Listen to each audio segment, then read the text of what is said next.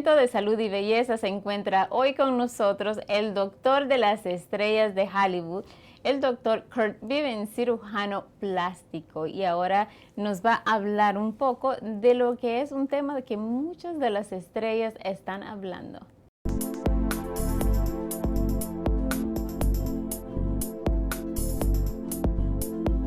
Bienvenido, doctor, ¿cómo está? Good morning, thank you. ¿Y qué pasó con el español? What happened to your Spanish? My Spanish, it's somewhere in my pocket, but I'll have to pull it out at some point. Okay, you have to get it ready. The topic of today, vampire facelift. What is it? The vampire facelift is a term that has been given to a technique that uses your body's natural cells, platelet-rich plasma, PRPs, and it takes that plasma and it uses what's called growth factors that's in the plasma to help to rejuvenate the surface of your skin. Okay. And it's a technique that is absolutely wonderful because there's very, very limited downtime. Most times when people want something done to their bodies, they say, you know what, I don't want to miss any time from work. Okay, fine, no problem. The PRP will allow you to have the surface of your skin basically remodeled without any downtime, using your body's natural cells. Now, what is the importance of that? We call these rejuvenative cells or rejuvenation cells. And these are cells that you are born with. Every body, for instance, let's say you're a kid, you're 10 years old and you're running down the street and you fall, okay? You bang your knee.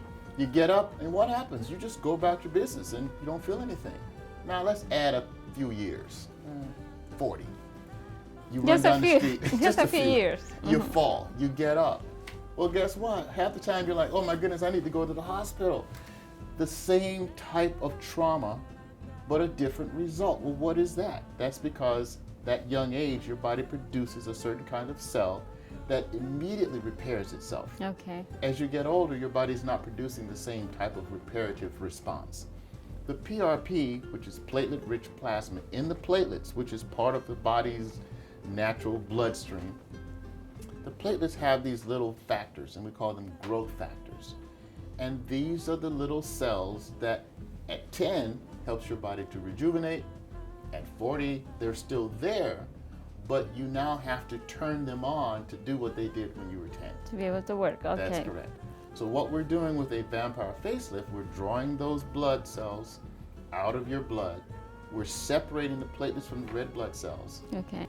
When the body produces the platelets, and we're able to extract the platelets from the red blood cells, basically we take we call it whole blood, we spin it down, it separates out the platelets, and we're able to use those platelets because when they break open, they produce these factors. They call them growth factors. Okay. And the growth factors have certain properties.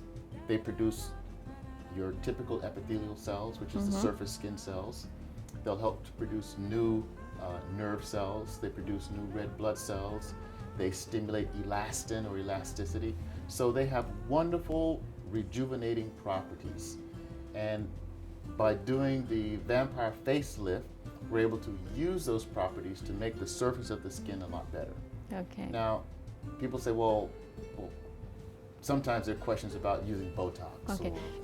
One question about that. When you say using it for our skin to look better, is it just for once to look better, or we are helping our skin to start working like it was working before when you were 10 years old? Yes, you're absolutely correct. What's happening is that I'm turning the clock back, but we turn the clock back slowly, and it depends on how many treatments, because your skin, as you get older, your body stops producing the same type of collagen that it did at 15, that it did at 10.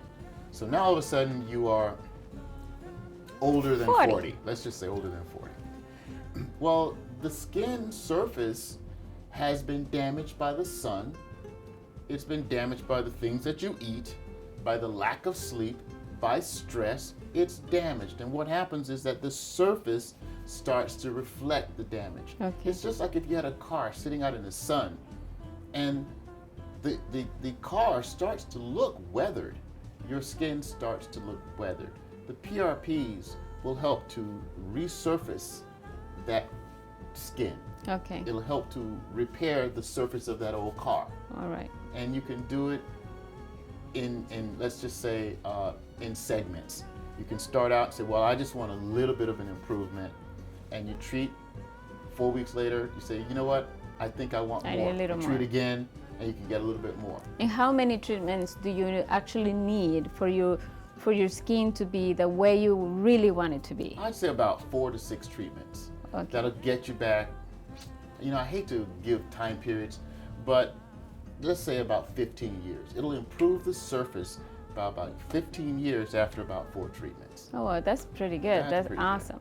And you talk about downtime. You said there is no downtime. There's no downtime. Now, it's like going out in the sun, and you know the sun's a little bright. You get a little bit of a redness, or a little bit of skin irritation. Well, you can still go to work. You're just a little irritated, and that's the same thing. You might see a little bit of a change of the surface, but it's not so penetrating and invasive that it's going to cause you to want to stay home and stay out of the public's eye and Right. be, you know, look as if. But you're would that traumatized. affect the treatment? No. Actually, to go and have sun, kind of hit your face? No, it doesn't. However, I tell anybody, anytime the surface has been stimulated, Okay. especially in people of color, if you've got pigment in your skin, okay, African American, Hispanic, Asian, you have pigment. And so if your body is stimulated and you go out in the sun and the ultraviolet radiation stimulates your body to produce melanin, you can get some color changes. You can get some hyperpigmentation. So once you have had your skin treated with PRPs, it's important to use sunscreen, preferably to me in sunblock. A screen simply allows some ultraviolet radiation to penetrate, but a block completely stops it. Like when we talk about sunblock, there is numbers. Yes. Which number is recommended for our skin I at that like point? to go to an SPF of about 50 Okay. plus. All right. Now, what that represents is the percentage of ultraviolet radiation that's going to be inhibited. So at a 50, you're taking out about 95%. Okay, great. There's some that now that we have 110. Do they actually block out the? It's close. It's very difficult to completely block out all of the ultraviolet radiation. So I would typically say no. There's nothing except staying indoors and physical blockades in order to produce a 100% blockade. Anytime you put something on the surface, you can restrict probably to 99%. Okay, perfect. Now, price. PRP treatments and vampire facelift will probably average around $750 Per treatment. per treatment. Okay, and with that, you're going to get blood that's going to be drawn. It'll be separated, so you get your platelets. It get mixed with calcium. Okay. You then get the actual physical treatment, what we call microneedling, and there are different ways to do microneedling. I like to use what's called a dermapen, Okay. which is a very, very user-friendly device that has tiny needles that are very small, but those needles penetrate the surface of the skin to different depths, and what that does is it creates what we call microchannels. Okay. So if you can imagine, I have to get this PRP into the skin. It's got to go beneath the epidermis into the dermis, because that's where the action is. Right. Does it hurt? It does not. Well, what I do is I use a topical painkiller. All right. Okay, and it feels like just 5 little needles. Tiny, So okay. to me, it doesn't hurt. But of course, if you do that, 100 times, you're going to feel more discomfort. So we use a topical painkiller that numbs the surface, and no, it does not hurt after that. All right, perfect. How do you compare that, which you were going to do in the beginning, with a botox, or what is the difference?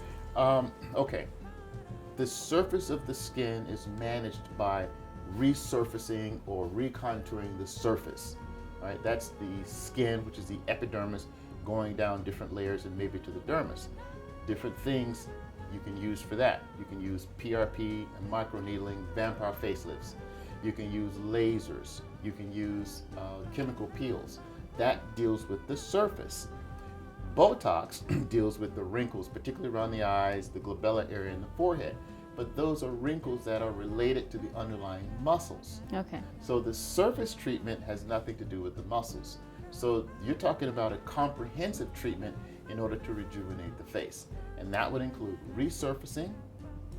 That would also help to improve the texture and the color of the skin. And if you've got fine wrinkles around the eyes and the glabella, you might want to use Botox, which we call a muscle modulator. In other words, it causes the muscles to stop being so active because over the muscle is skin.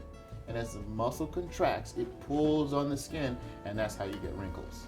Okay, how would that affect one with the other one? If you have pretty much paralyzed the muscles and now you are stimulating the skin. Well, they work in conjunction with one another. They don't interfere. If you want your face to look better, you want to do all of it. You want to treat the surface and you want to treat the fine wrinkles. And where do we find you to do all of it?